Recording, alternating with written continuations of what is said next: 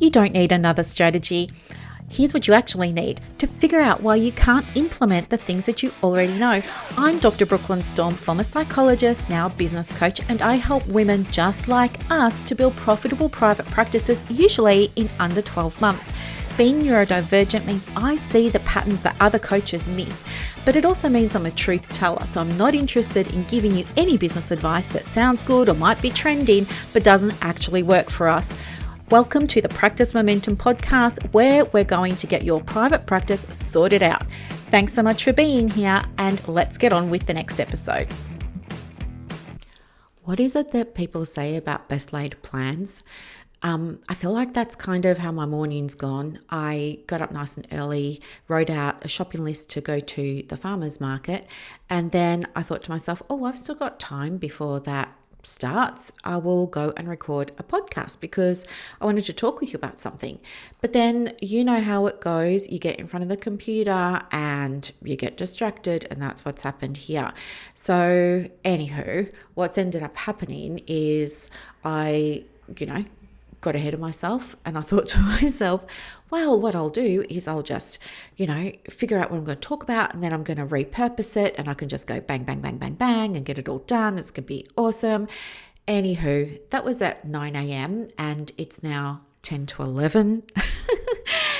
So anyway, I decided that I've forgotten what I wanted to talk to you about on the podcast, which is totally fine because this was a priority, and I think this is a sign from the universe that this is what I need to be talking about today. So welcome back to the podcast. So pleased that you're here, and hopefully this is going to be super duper helpful for you because I want it to be. Now, when it comes to using, whether it's ChatGPT or Claude, whatever it is that you're using, I see all the time people struggle to get good quality output, and they don't realize because it's just like nobody's ever shown them, or they haven't seen good quality output, and they seem to think that the output is awesome, and then they'll go and put it on their socials, but it gets blocked, it gets shadow banned, it doesn't get shown to many people, and then they wonder why their marketing isn't working when they're doing everything that they think they should be doing, right? It happens to all of us. Don't worry, it happened to me too. But I just want to walk you through my process because I haven't shared it before, and I'm almost finished it now. Like I'm 8/10 of the way through it now. And yeah, I thought I'll just let you know kind of what it looks like behind the scenes for me, because when you get it right, it works. And that's what you're going for, right? That's why you even go into it in the first place, to write your posts, because you want it to work for you and you want it to be super duper efficient. But what you don't understand, or what you may not be aware of yet, is there's work to be done before the AI gives you high quality output efficiently. Okay, so I want you to be able to get back some of your time as a result of using AI. The thing is that in the beginning, it's a time investment, not a time cost. I see them as different things. I think cost is when you spend money on something, but an investment is when you spend the money and you're getting something in return, right? So I think it is an investment of your time. If I go back to the very beginning, I think that the easiest way for you to sort of wrap your head around working with the AI is to think of Claude or ChatGPT or, whatever it is that you're using as a new employee for your practice that is, really new, fresh, super duper eager to impress you, really is on board with everything that you're doing, is your biggest fan and cheerleader, and really genuinely wants to help you be successful. Okay. So imagine you've got this newbie who's just sort of appeared in your practice. If you say to this new person, like imagine a physical person right there in your practice, and they come and they knock on your office door and they say to you, hi, I'm here, I'm ready to get started. What would you like me to do today? If you say, go and write me a post on anxiety, this person's going to go away and they're going to be scratching their head thinking, well, what do they actually want me to write about, and how, and what's the tone, and what They need context, okay? And so does AI. It needs context. And if you provide context with Chat and Claude, etc., you get better quality output. So context, just like you would give it to a real person, you must give it to the AI in terms of giving it a sample. Hey, here's some blogs I've already written. This is how long I like them to be. This is how I like to write. This is what I generally like them to include. This is the style or the tone or the personality, right? You've got to provide the context. This is a little bit about the practice. This is a little bit about the core values of the practice. It's a bit about who we work with, how we work with them, types of funding bodies. You've got to give context, okay? That's the first thing. Now, you do that in a couple of ways. You do it usually by creating a file called brand context. So you just go into your AI and you say, hey, I want to create a brand context file so that you can refer to it when we're working together. And maybe you've already set one up. If you've already set one up, ask it to show you what it's got on you so that then you can go through and make improvements, corrections, refinements, all those kinds of things. If it doesn't have one on you yet or on your practice yet, that's okay. Just say, let's make one. Ask me the questions you need to ask me. And it will ask you about how long you've been in business, the name, the contact details, your colors, your branding. It will ask you for all of that, okay? So that's the first thing. The second thing that can be really helpful is standard operating procedures. So if you have a structure, a formula, a way you really like to write your emails, your blogs, your social posts, whatever, set it up as instructions and say to Claude or Chat, hey, this is how I like it done. You can do that by typing into the chat. You could upload Google Docs from your drafts of blogs and emails and things like that. You could screenshot your emails and upload them, but give him something to work from. Now, that is probably going to have the biggest impact. The other thing that's going to have a massive impact is asking the AI to use your voice. Now, it's not going to know how to do that unless you've trained it in your voice. If you want a resource for that, you can go into the Therapist AI Resource Hub of mine. It's a community that I've got. It's a paid community. There's a 7-day free trial, but you can go in there and you'll see that there's a voice tool that you can use. And once you set this up in Claude and Chat, you will start to get output written by them that sounds a lot more like you. The other thing that's really going to help you is this. While AI absolutely can write your content, it's never going to be 100%. So get it out of your head that it's going to be 100% perfect. It's just not, for a number of reasons. Number one, it's not human. It can only imagine, it can only mimic what you're giving to it, right? So it will never be able to clearly and accurately convey sentiment, emotion, feeling, all those kinds of things. You're going to have to do that, which means you do have to edit it, right? This is why you can't just copy and paste what you get. You will have to go and edit it. The general rule is like, even with good context, even with training it in your voice and how you speak, like your catchphrases, your jargon, stuff like that, you're still going to have to make those edits. I've just lost my train of thought. Sorry. I'll come back to it. But you're still going to have to make those edits. So never just copy and paste straight from what it gives you. So go and get the output, throw it into Google Doc or Word, whatever you're using. Read it out loud. Now, you might not want to do it because you might feel daggy and silly and stuff like that. That's perfectly okay. You will find a tool in the toolbar in Google Docs. I don't use Word, but I'm pretty sure it's got the same function where it will read it aloud to you, okay? And it is interesting to do this because you hear the clunkiness. So the value of it is it will highlight what needs to be refined in order to sound more correct and also to sound more like you. So we want to get rid of things that sound clearly AI, words like steady, words like, I don't know, it's got a pattern at the moment where it's doing short, sharp, consecutive sentences for some reason when things could really be one sentence with a few commas, or they could be bullet points, whatever. It's doing some weird stuff at the moment, but you just want to go and tidy it up basically. So once you've tidied it up and you're happy with it, then go and post it, right? Or then give it back to your AI and say, great, I fixed it up. Don't change anything other than make some recommendations for me on what to optimize here. Okay. Or show me where it could be more concise. Show me where I've repeated myself. So we want to use it to improve the writing. Okay. Not right for us. So yeah, there's that.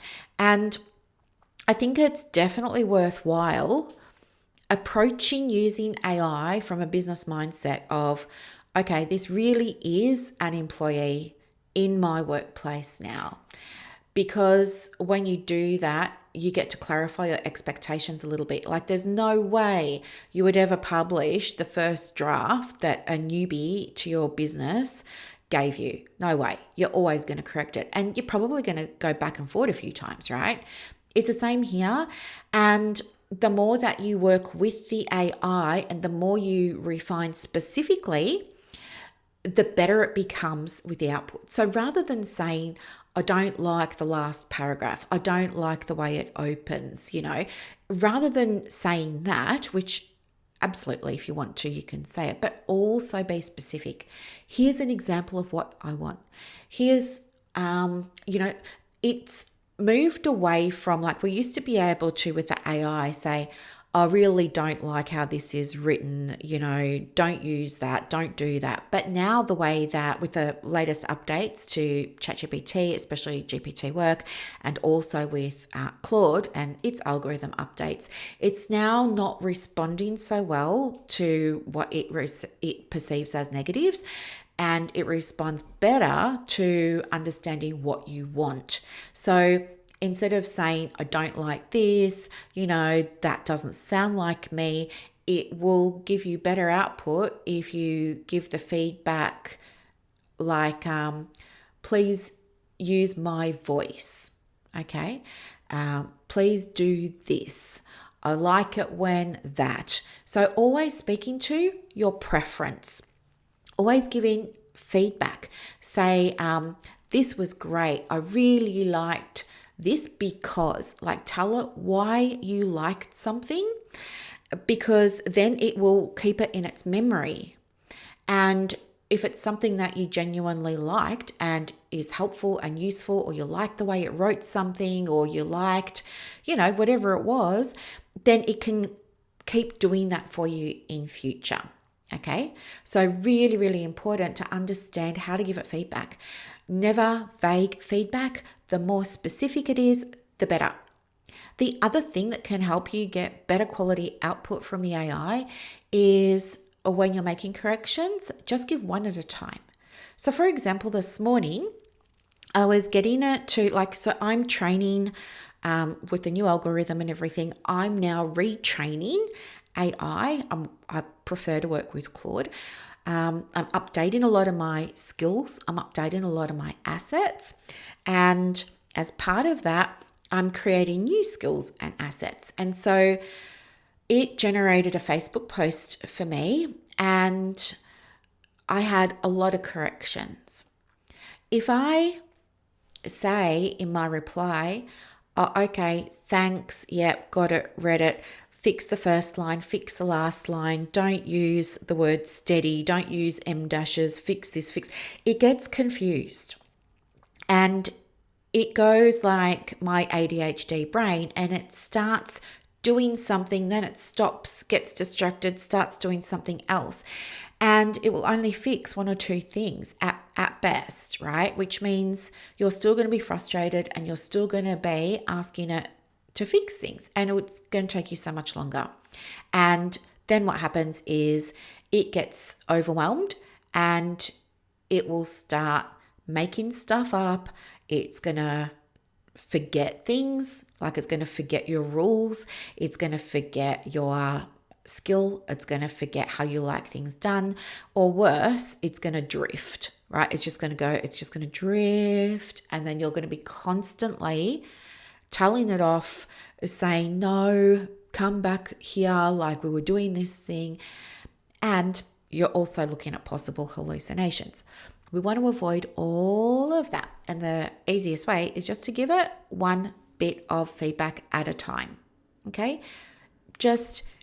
We're not overwhelming it, just one thing at a time. So look at that first draft of the output. Make a note for yourself of all the things that you want to fix, and just start with thing number one. Okay?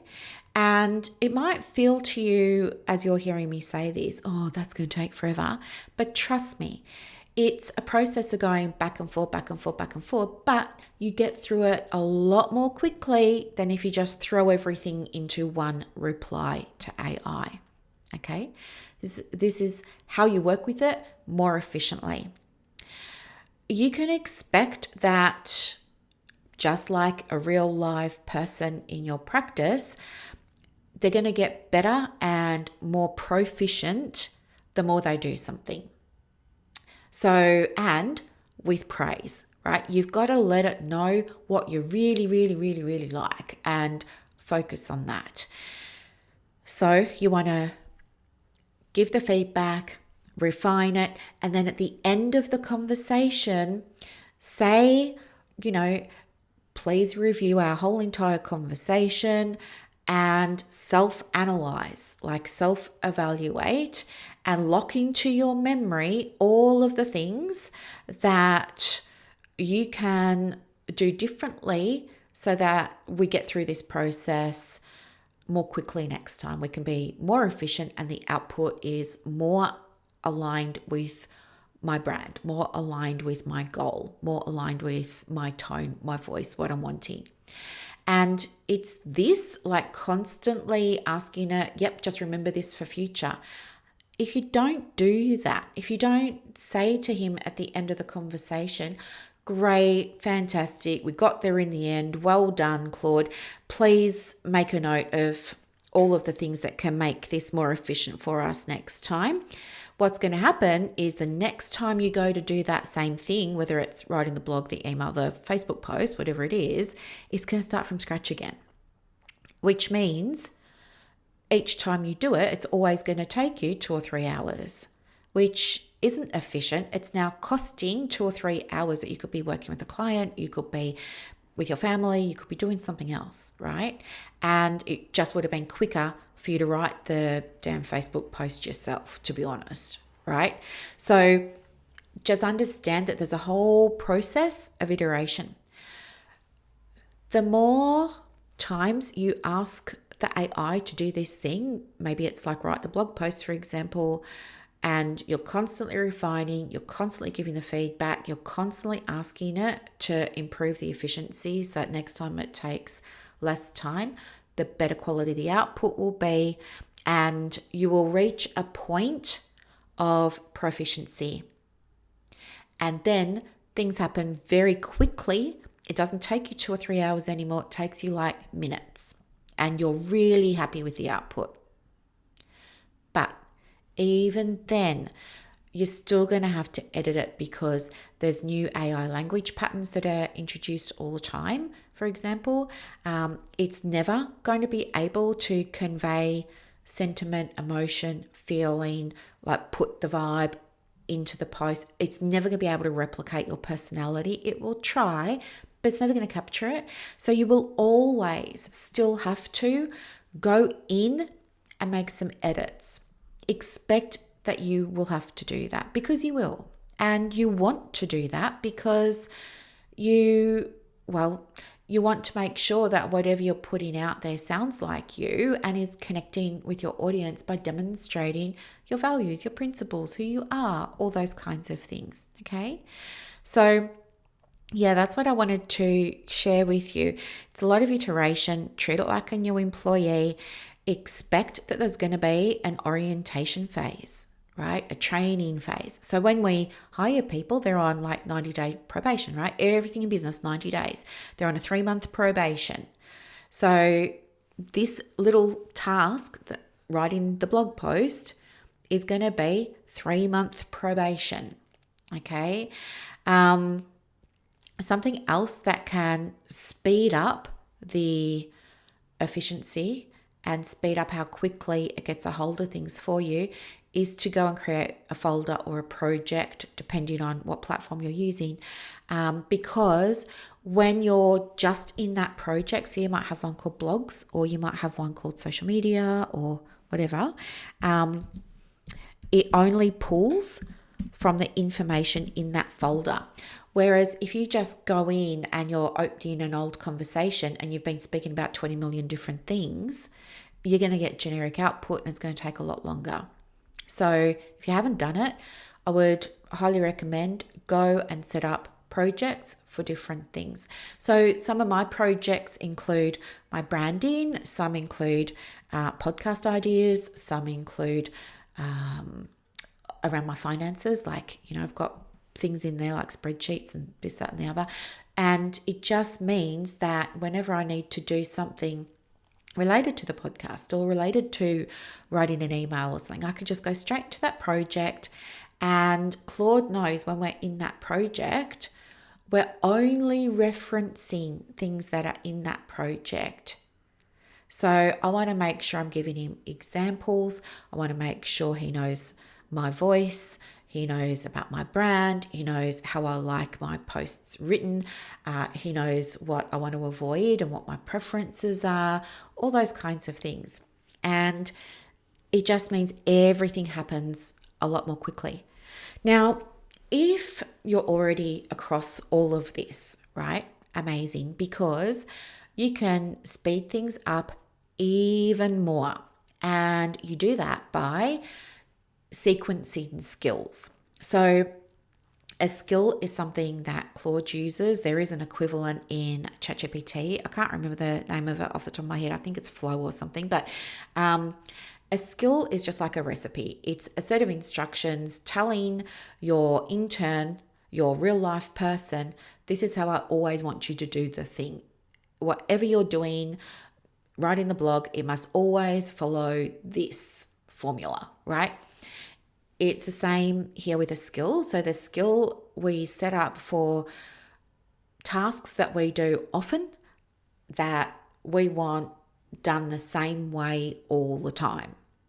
So you can sequence the skills. So for me today, like I'm retraining Claude in how I want a Facebook post or my long form content to be created and put together. And I'm training it in, what I want it to do. Once it's given me that, and then I go and fix it, and then I bring back to him what I've fixed. I'm telling him, I'm going to give you back what I fixed, and then I want you to do this thing. And so now there's another skill around how to refine and improve my draft back to him. And then there's going to be another skill around repurposing. And then there's going to be another skill around right? So this is how you sequence skills. And so when you're in that folder or when you're in that project and you're making your post, in this case for me, it's a Facebook post, then I can say, great, we've done it. Now let's use this skill to do the next step. And now let's use this skill to do another step. Okay. And it just makes everything go bang, bang, bang, bang, bang a lot more quickly. Now, if you want to go even more advanced, you would create a plugin. So the difference between sequencing skills and making yourself a plugin is pretty much the order. That's it. So skills are independent. You can call upon a skill in AI anytime you want, right? But a plugin is different. It puts the skills in a certain order and tells the AI that it has to move through things in that sequence, right? In that order that you've told it to work. So maybe the first skill is about research, maybe the second skill is writing the draft, maybe the third skill is around optimization, maybe the fourth skill is around repurposing for different platforms, right? You get the idea. And plugins just work like lightning because they're so fast and you're using the skills that you have already invested hours refining, and they're at the point of giving you output that is like pretty much like 70 to 80% done and dusted. So having plugins is a really amazing, fantastic way for you to create efficiency and really get your time back through using AI. So do you see? It's heavy at the front because you got to teach it. It doesn't know anything about how you like your blogs done or how you like your posts written. So you do have to train it. You do have to coach it. You do have to supervise it, all those kinds of things. That brings me to the next thing that I want to share with you, because this also comes up a lot, is people will say to me, oh yeah, I wrote my blog post using chat and it's really great, and chat agreed with me that I was on the right path, and chat agreed with me that this was a really good thing to talk about and that was really going to resonate with my audience, and chat was like really affirming and so encouraging. He's designed to be sycophantic. So in the algorithm across AI, it happens most in ChatGPT and Claude, but it's been programmed to be very reassuring, to praise you. It is like that by design. So even when you're putting in something that's not great quality and it's giving you not great quality output, and you double check with it and you say, do you think it's okay? He's going to go, oh yeah, this is brilliant. Oh, you're really onto something here. And you're not. And I know this is hard for some of you to hear because you probably believed it. And I did believe it too in the beginning, because I thought AI was like Oz, from Wizard of Oz. I thought that AI was like all knowing and all powerful and all of this and knew everything about the whole entire internet and, was the grandmaster of all knowledge. And so if the grandmaster of all knowledge in the internet was telling me I was onto something and what a great idea it was and how, yeah, this is awesome, I patted myself on the back and I thought, I'm going to run with it. I was naive. I didn't know that it's designed to do that. And you can always ask it not to be sycophantic. You can ask it to delete that from its memory. And, another thing that you could do is you could just say, like when you're getting the output and, you're asking for feedback or you're getting feedback and things like that, you can just say, please give it to me straight. Please don't be sycophantic, right? You can use a command called red team. So red team comes from, what's the easiest way to say it?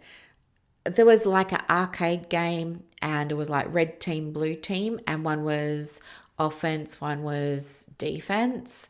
So by saying red team, that's attack. So we want the AI to pick holes in what we're doing so that we can see what we've missed, what the gaps are, and we can go and fix them before we have egg on our face and post something. All right. So don't believe it when it's telling you how awesome you are. It's telling everybody how awesome they are and how awesome their output is, and what a wonderful insight they've just had and things, because that's the programming. But yeah, if you want confidence in terms of the output, and maybe it's a business pivot, maybe it's, I don't know, an idea for some content, maybe it's an idea for a new service or a new program or a new course or something like that you want to create, and it's telling you, it's being a real big cheerleader, and it's saying, oh yeah, everyone's going to want this, da da da da da. Say to it, like, red team, and it will come back and it's going to say, well, there's a billion of these courses already available. The average course completion rate is only 12%. It's going to require a lot of legwork for you to market, and a lot of people don't want to do the marketing part of it. They just let it sit on their website and it never gets in front of people. Is it really going to solve a problem? You haven't really articulated what kind of problem it's going to solve. You haven't articulated how it's different, your course, to everybody else's. And so you're going to end up in a price war, because people will just say, well, if everyone's doing the same thing, I'll just do the cheapest one. Doesn't make any sense to pay more for it. So it allows you to get the full picture of what's really going on here. All right. There are lots of commands that you can use with AI that can really improve how you work with it and some of the output that you get. Like another one is, if you want to create something, you can say all kinds of commands and they all mean something different. You could say create. That means make something from nothing, kind of like manifesting, right?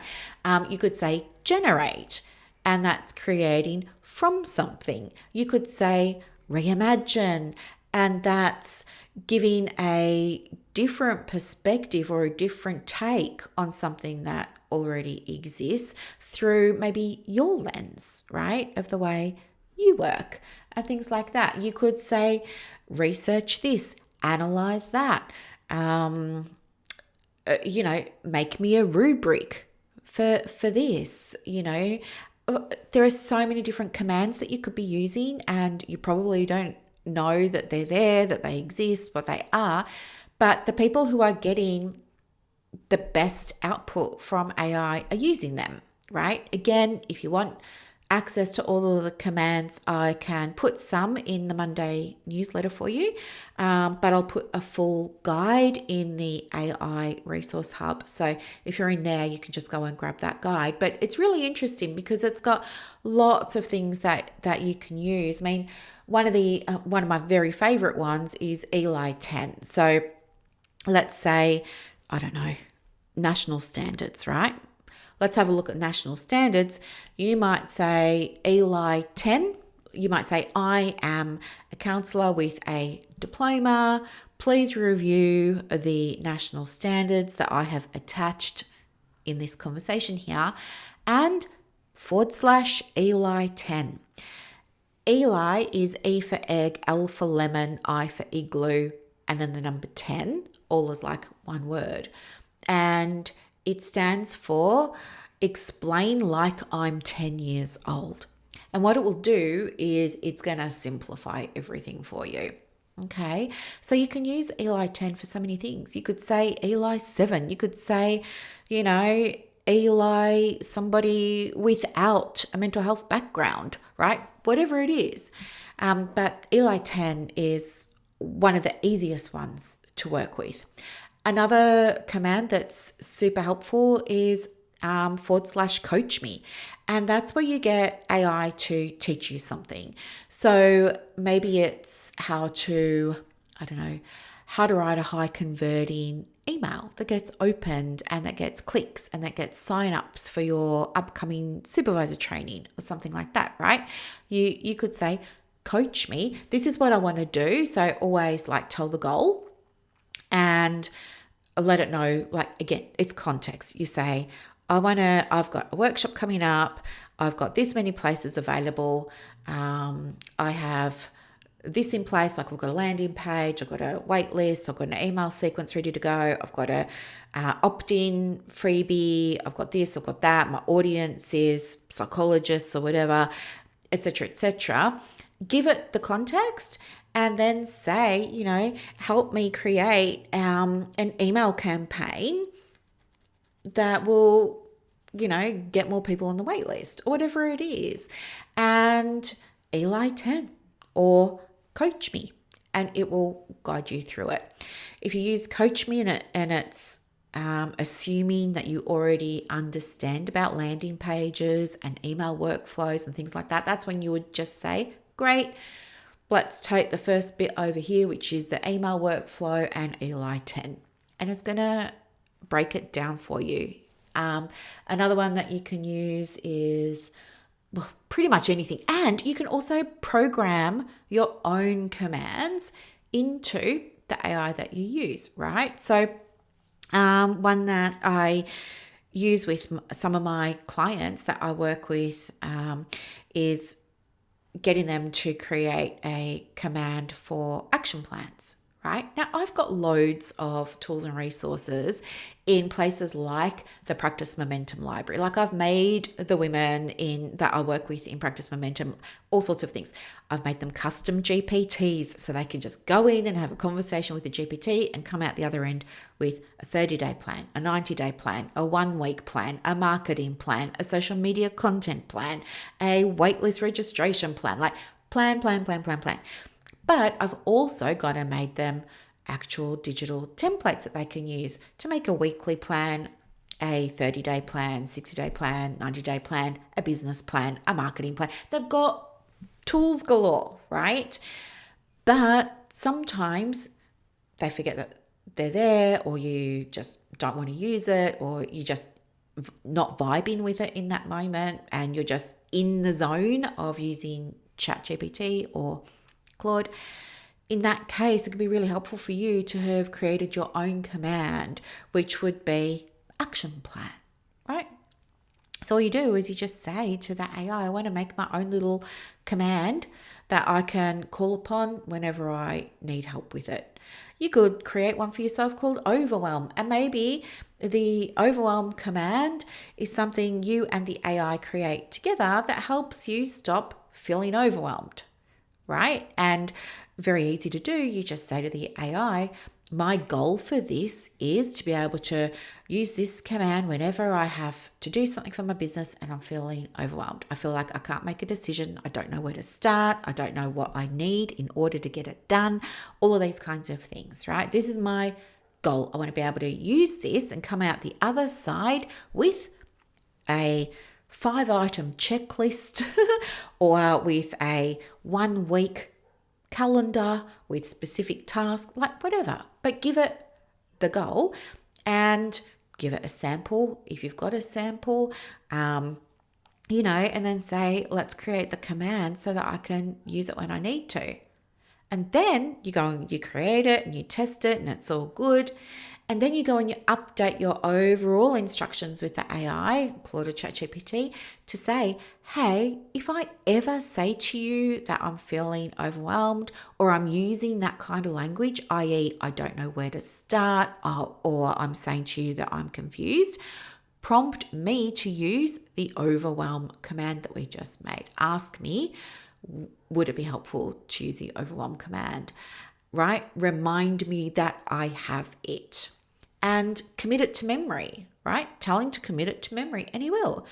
And these are they're not tips and tricks. It's just education. This is just what to understand in order to work with the AI in a way that's going to give you back time, make your life easier in your business, help you generate income, help you understand what's working and what's not in your marketing so you know what to do next, give you better quality output, like all of the things. And then the other thing that's worthwhile noting as well is scheduling tasks and scheduling your plugins to run and things like that. So when you go and you make a task in the AI, so I don't know, the task could be checking your calendar and giving you an overview of the day, right? Who's coming in and or what meetings you've got coming up this week, or what marketing you've got to do this week, whatever. You can run that task on a schedule that works for you, right? So it might be every Monday morning at 8 a.m. I want you to sweep my diary for any meetings that I've got coming up for or with this person, or, I want you to go and update my Google Sheet with all the receipts in my receipts folder for the previous week, and I want this task to run every Wednesday at 2 p.m.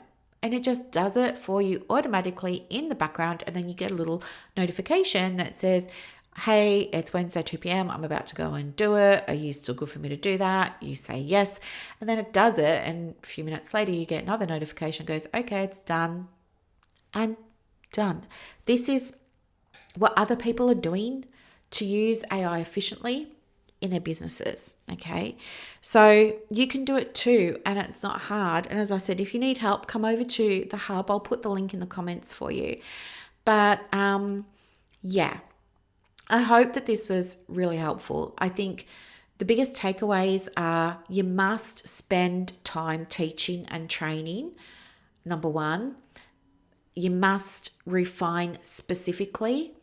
You must ignore the sycophantic feedback because it's usually wrong, and we don't want to be trusting that. If it's something important, test the feedback, right? You want to never publish anything directly from AI. You always want to make sure that you're refining, right? Remember, 20% is going to need to be refined every single time. Do that before you post.